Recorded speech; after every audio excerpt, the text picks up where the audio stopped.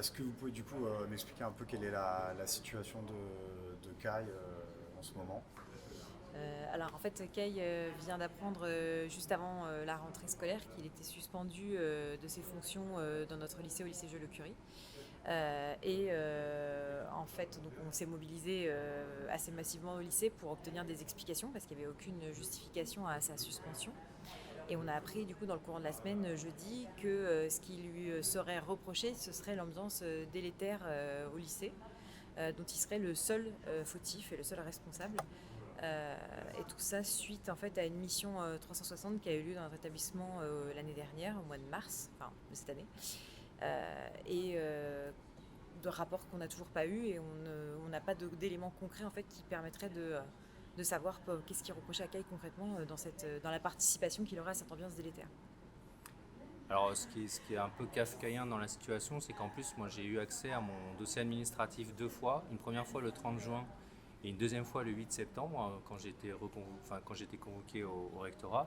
Et en fait, dans les deux fois, il n'y avait rien du tout dans mon dossier administratif. Et le DRH, l'adjoint au DRH qui nous a reçus, a même dit texto, on n'a pas d'éléments euh, qui nous permettent de faire une procédure disciplinaire à votre encontre. Par contre, on vous suspend quand même et on envisage une mutation dans l'intérêt du service parce que ça, c'est pas des sanctions.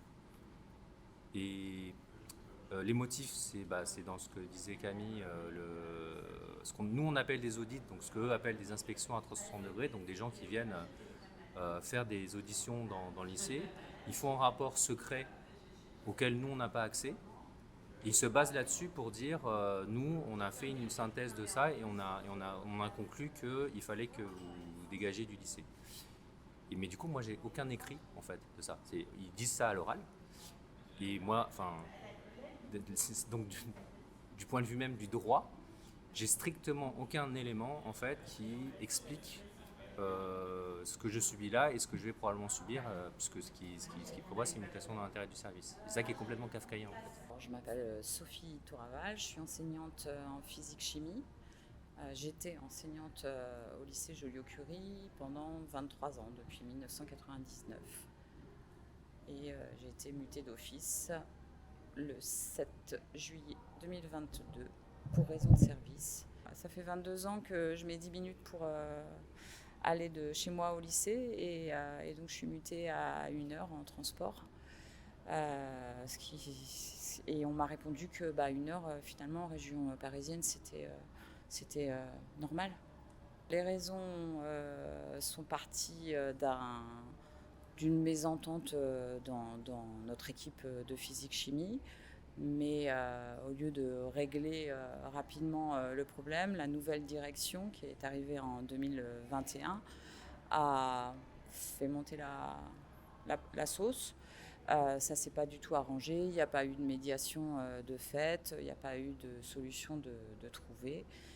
Moi j'étais obligée de faire appel au rectorat pour qu'il y ait une solution et là j'ai mis le doigt dans l'engrenage, je pense.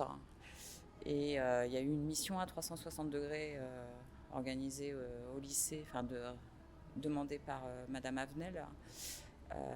Ça a été demandé le 28 janvier et ça s'est passé au mois de mars.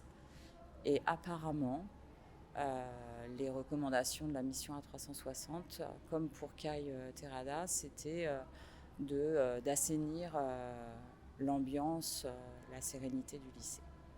Et donc, pour mon bien, on m'a dit que j'étais mutée pour raison de service et que ce n'était pas une sanction.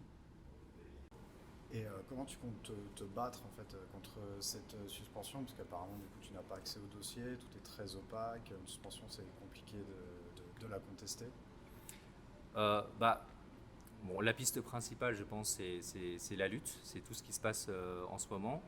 On s'aperçoit quand même que il change de pied d'un coup sur l'autre, puisque au départ c'était une suspension, ça devient une mutation dans l'intérêt du service. Donc visiblement, ils naviguent un peu, à vue, ils sont. Moi, j'ai quand même le sentiment qu'ils sont un petit peu fébriles ils savent pas très très bien comment est-ce qu'ils doivent gérer la situation. Probablement qu'ils ne s'attendaient pas du tout à la mobilisation qui a eu lieu, et honnêtement, moi-même, j'en suis surpris. C'est tellement énorme, tellement impressionnant.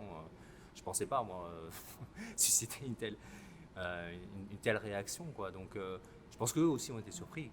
Et je pense que c'est cette surprise qui fait qu'ils sont encore dans l'hésitation, parce qu'ils auraient pu muter tout de suite, en fait, dès le début. Ce qu'ils n'ont pas fait au départ. Là, ils changent de pied. Donc, ça montre, à mon avis, qu'il y a encore une possibilité de renverser la situation. Et après, nous, ce qu'on va faire, c'est qu'on va mettre la pression sur Pape Ndiaye, le nouveau ministre, puisqu'il n'arrête pas, lui, de prétendre qu'il est différent de Blanquer, etc., bah, qu'il le prouve. Moi, je vais faire un recours hiérarchique où je vais m'adresser directement à lui pour exposer la situation, pour montrer à quel point elle est aberrante, kafkaïenne. Voilà. Maintenant, la balle est dans son camp et on va mettre la pression sur lui parce que in fine, c'est lui qui est responsable et c'est lui qui doit prendre la décision. Vous avez parlé tout à l'heure de répression syndicale. En quoi tu penses que tes activités de militant en fait, dérangent le ministère ? Bah, ce qui nous a mis la puce à l'oreille et ce qui a fait que moi je suis allé voir mon dossier administratif très tôt, c'est-à-dire dès le 30 juin, c'est qu'on savait par les liens qu'on avait avec d'autres inspections à 360 degrés qui s'étaient déroulées dans 12 académies, dans d'autres départements, c'est qu'à chaque fois, ça débouchait sur des sanctions sur des militants syndicaux connus. Enfin, on a tous en tête l'histoire des collègues de Bobigny, du Collège République de Bobigny, Pasteur à Saint-Denis, Mel, le lycée des Fontaines, etc. Donc à chaque fois, ça débouchait là-dessus. Donc on est obligé de faire le lien. C'est-à-dire qu'en plus, dans mon cas, ce qui est extraordinaire, c'est qu'ils n'ont aucun motif à invoquer. Donc à partir du moment où il n'y a aucun motif qui est invoqué, ben, le seul qui me reste pour avoir une explication rationnelle, c'est ça. Et franchement, hein, moi, s'ils ont un autre motif à invoquer, qu'ils le donnent, quoi. Et comme ça, moi, je serais fixé. Mais en l'absence de toute autre explication, je suis obligé, moi, de me raccrocher à cette explication-là, et qui me paraît tout à fait cohérente avec tout ce qui se passe dans la répression des militants syndicaux jusqu'à maintenant. Et vous avez aussi parlé du coup là, de cette mission 360. Est-ce que vous y voyez un espèce de moyen hyper opaque en fait, du ministère pour un peu fliquer les profs et le personnel de l'éducation en général ? En tout cas, c'est clairement un outil de la répression. C'est que derrière, en fait, il est instrumentalisé. On pense que de toute façon, ils avaient déjà, avant d'arriver, en tête des noms ou des gens, enfin, qui souhaitaient dégager du lycée, et que la mission elle a permis en fait de donner, en fait, d'alimenter ce qu'ils avaient déjà décidé de faire en fait. Donc c'était pas du tout un truc, ils sont pas du tout venus honnêtement pour savoir en fait ce qui se passait dans le lycée. Non, ils savaient déjà ce qu'ils voulaient faire et ils sont venus en fait trouver la moindre chose possible à charge qui allait dans le sens de ce qu'ils avaient décidé de faire.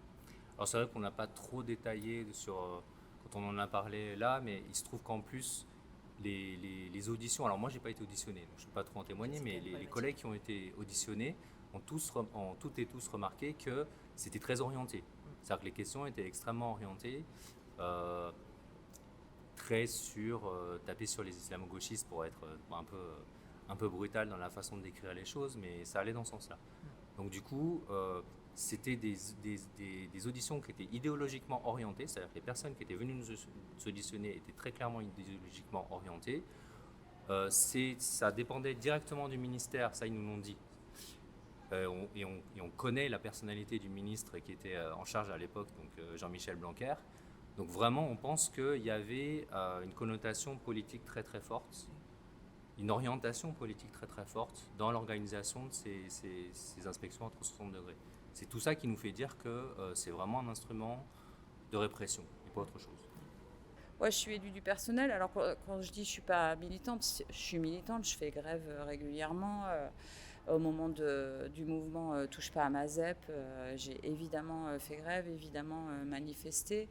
Au moment de la réforme aussi, on a fait des petits happenings assez régulièrement où je suis là, quoi. Je tiens à ce lycée, je tenais à l'éducation nationale. Ces méthodes sont tout sauf démocratiques. Ça me fait bien rire le grand débat démocratique qui va être lancé. À côté de ça, on fait la répression syndicale, la répression du musellement des personnels. je vois pas comment ça peut bien évoluer là. D'autant qu'ils sont en train de s'armer de nouveaux outils. C'est-à-dire qu'ils commencent à vraiment contourner tout ce qui est sanctions disciplinaires qu'on peut contester au tribunal administratif. Ils s'arment la mission 360, c'est un outil de 2020 qu'ils ont mis en place et qui est totalement opaque, donc sur lequel on n'a pas de recours. C'est pas comme un audit disciplinaire où il y avait vraiment une différence entre les deux, et les mutations pour intérêt du service qui ont eu lieu dans tous les endroits de répression dont on a parlé à l'AG.